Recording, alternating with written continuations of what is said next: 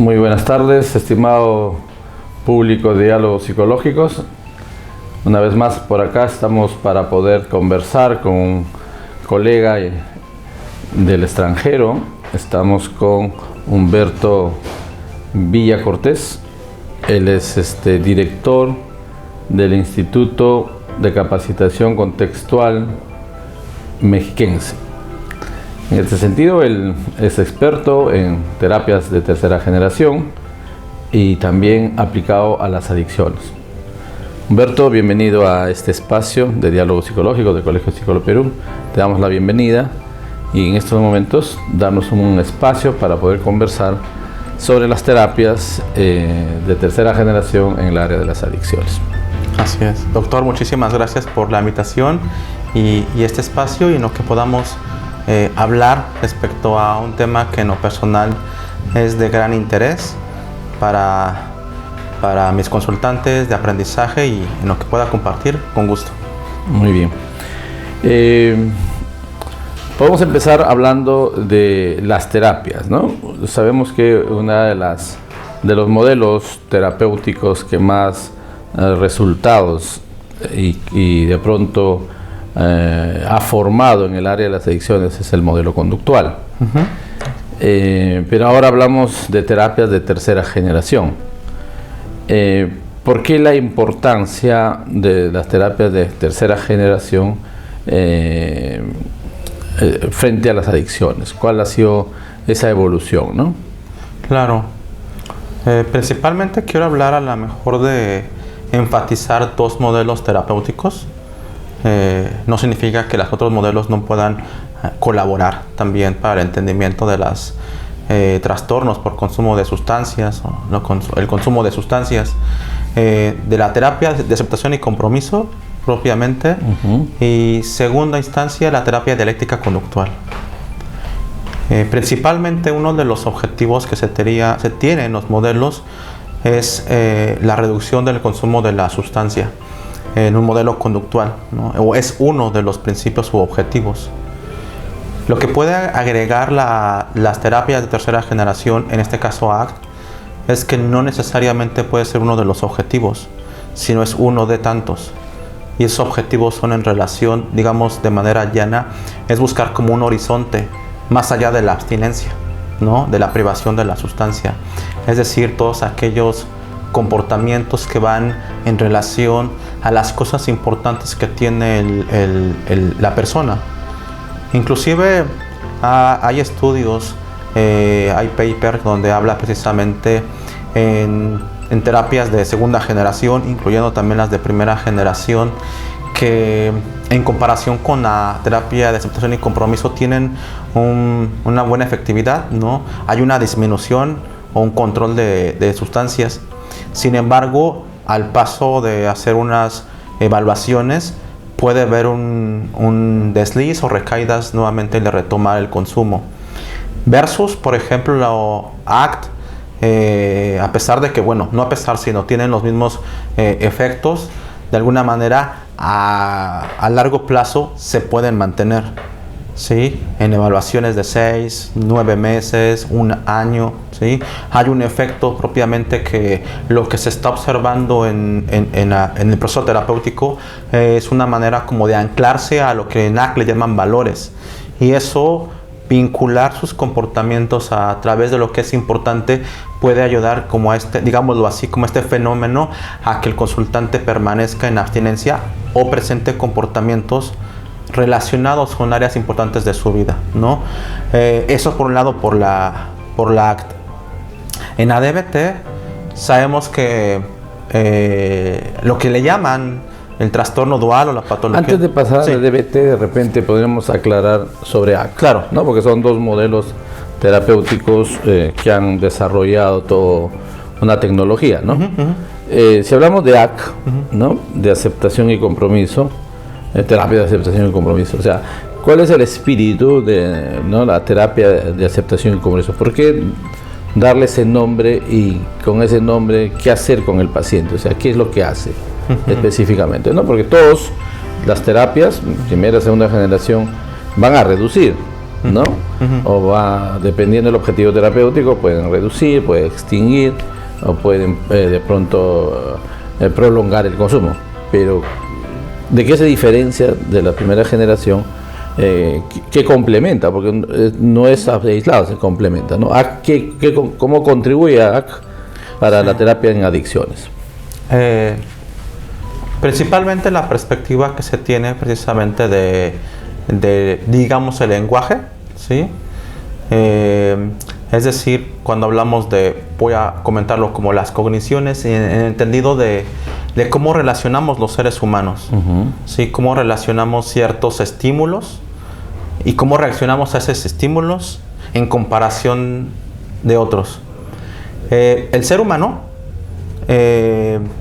dentro de su desarrollo, ha necesitado relacionar cosas del pasado, ¿sí? Para poder saber cómo reaccionar en el presente, ¿no? Y viceversa, necesita planificar y visualizarse en un futuro cercano para saber cómo va a responder. Digamos que es una forma de verse hacia un futuro y que eso puede dar pie a poder responder de una manera. Digamos que es una forma de relacionar. Otra forma, lo que hace este lenguaje es también etiquetar todo lo que está a su alrededor y en su mundo para poder saber cómo reaccionar ante ello, ¿no? Esto puede ser daño, esto también, esto también. Y lo mismo pasa con todas las experiencias que puede experimentar la persona. Emociones, sensaciones, pensamientos. Y esto sirve también para el desarrollo comportamental de la persona y del ser humano. Necesitamos etiquetar, necesitamos relacionar para saber si nos acercamos, si nos alejamos a cierto tipo de estímulos. Para vincularlo con las adicciones, por ejemplo, hablando por ejemplo de cuando experimentamos alguna sensación, llevamos alguna emoción que se ha aprendido que es aversivo, necesitamos tener nuevamente ese vínculo o esa relación. Podemos decir a lo mejor que yo presento ansiedad y eso se va a relacionar con que eso posiblemente es malo. Y como es malo, puede tener como cierta función aversiva y hacer lo posible para tratar de alejar eso que estoy experimentando, eso que estoy sintiendo, eso que estoy pensando, por ejemplo. Y en ese sentido, pues tiene una orientación de tratar de alejar a través de ciertos comportamientos esos estímulos. En ese sentido, lo que se agrega en ACT es que comúnmente cuando una persona presenta una abstinencia, puede presentar una recaída, y muchas de las recaídas precisamente son por esa relación que tienen las experiencias aprendidas como negativas y busca tratar de mitigarlas o quitarlas. Pueden ser experiencias, llamarle privadas, emociones, sensaciones, recuerdos, y como está coordinada como de manera aversiva o podemos decirlo negativa, que no es el término correcto, voy a buscar tratar de quitarme esa experiencia a través de múltiples comportamientos, que uno de ellos puede ser el consumo de sustancias, pero también pueden ser otro tipo de comportamientos que tienen la misma función, que es quitar esa experiencia. Por eso es que no solamente valoramos el consumo de sustancias, sino tenemos una evaluación de diferentes comportamientos de tratar de quitar o de alejarse de esas experiencias, pero hay que ver si esos comportamientos son en oposición a las cosas que pueden ser importantes para la persona. Por ejemplo, puede ser hipotéticamente consumir sustancias, pero por ejemplo dormir, hacer de más, hacer de menos. Ese tipo de comportamientos a veces no se trabajan a lo mejor propiamente en otros modelos, sino solamente se enfocan en poder disminuir o privarse de la sustancia. Si no vemos todos estos comportamientos que tiene y digamos así, buscamos que el consultante identifique y pueda hacer un comportamiento distinto para acercarse a esas cosas que le pueden ser valiosas a la persona. Bien. Y a esto se suma la terapia dialéctica conductual. ¿Y cómo contribuye la terapia dialéctica conductual? La terapia dialéctica conductual sabemos que se creó por personas que presentan disregulación emocional. Y una forma de poder regularse, por ejemplo, en ciertos contextos clínicos, algunos consultantes utilizan cierto tipo de estrategias, pero esas estrategias pueden llevar a consecuencias que pueden ser letales o perjudiciales, ¿no? Consumir sustancias es uno de ellos, las autolesiones pueden ser uno de ellos. Comúnmente casi la regla es que hay una comorbilidad que puede presentar alguna disregulación emocional y un consumo de sustancias. A lo mejor no todos con una dependencia, pero sí con un problema de consumo de sustancias. Entonces en la DBT se agrega estrategias para poder orientar, ayudar a saber cómo gestionar esas experiencias, y se agregan estrategias relacionadas con dos elementos. Que sí está lo que llaman la abstinencia dialéctica, ¿sí? Que es sí buscar tener esta perspectiva de la abstinencia de la sustancia, pero también con una idea de que si hay recaídas, tener estrategias para saber cómo sacar al consultante de esa recaída y no llegar como nuevamente al patrón de consumo. Esa dialéctica, algunos modelos terapéuticos se enfocan nada más en la abstinencia, pero no buscan saber qué hacer con la recaída, ¿sí? O reducción del daño en algunos casos.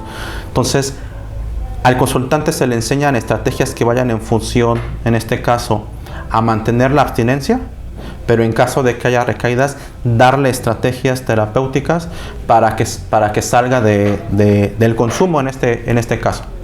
Muy bien.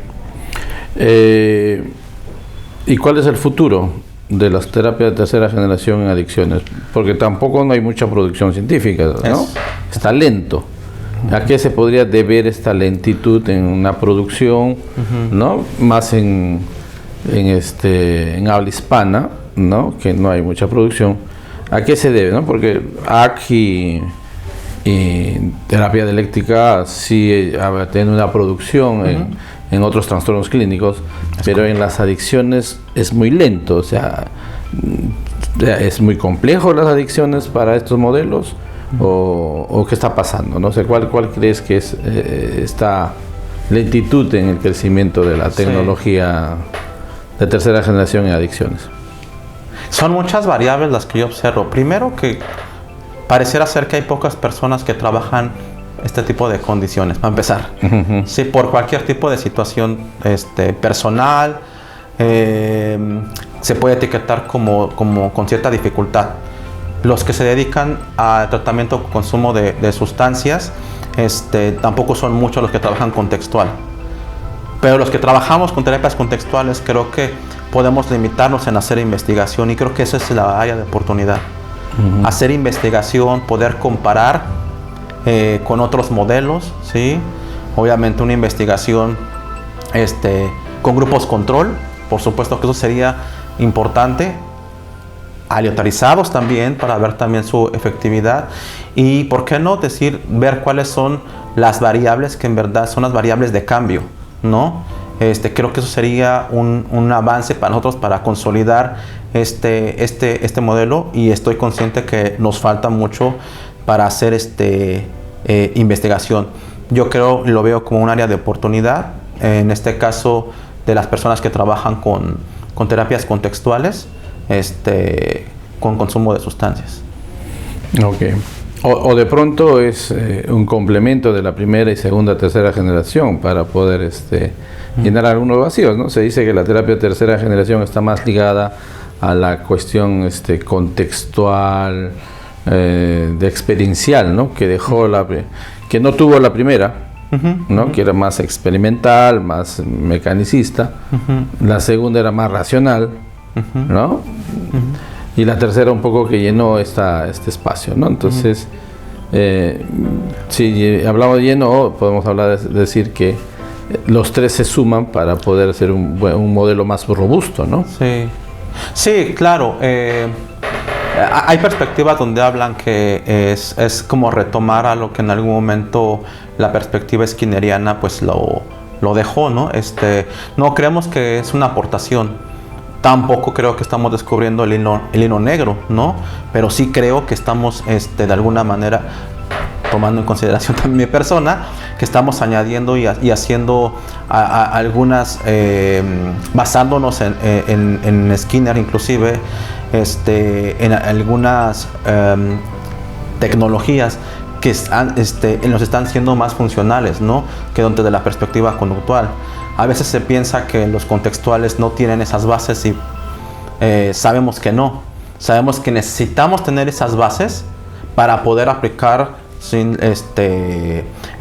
modelo contextual, ya sea ACT, ya sea DBT, hablando de adicciones, o cualquier otro tipo de modelo. Entonces, sí, y aportar, por supuesto, para los clínicos que manejan más la segunda generación, por supuesto puede afectar. Hay modelos que se asumen también como TCC, pero pueden incluir algunas estrategias propiamente de la tercera generación, ya sea para adicciones, ¿no? Por ejemplo, el mindfulness pudiera ser también como algo que pudiera añadir a los modelos de segunda generación, sí, siempre que pudieran ellos considerar en qué situaciones, en qué contextos se puede ser útil para ellos. Muy bien. ¿Alguna recomendación para la comunidad peruana en el área de las adicciones y las terapias de tercera generación? Recomendaciones. Bueno, lo que he observado y el poco tiempo que he estado aquí, he observado las bases teóricas bien sólidas. Yo creo que una de ellas es mantenerlo, ¿sí? Mantenerlo. Lo que he observado también es que no se basan en lo que comenta algunos autores, sino he visto que sí observan ciertos autores y cotejan, evalúan, hacen investigación. Me parece que en Perú se ha hecho un buen trabajo, y más que eso sería como continuar en ese rubro. Y el manejo de adicciones, propiamente, yo lo que les digo, así como cualquier situación o cualquier situación que presenta un consultante, lo mismo sucede en atención con consultantes con adicciones. No son extraterrestres, no son fuera de este mundo, son seres humanos. Y entender el comportamiento humano me permite hacer más sensible y a quitarle el estigma, si es que en algún momento hay, para no atender a los consultantes con consumo de sustancias. Muy bien. Te agradezco, Humberto, por este espacio. Creo que vamos a seguir manteniendo comunicación, haciendo más enlaces, ¿no? Necesitamos la comunidad hispana, la comunidad latinoamericana, necesitamos seguir construyendo un modelo terapéutico, ¿no?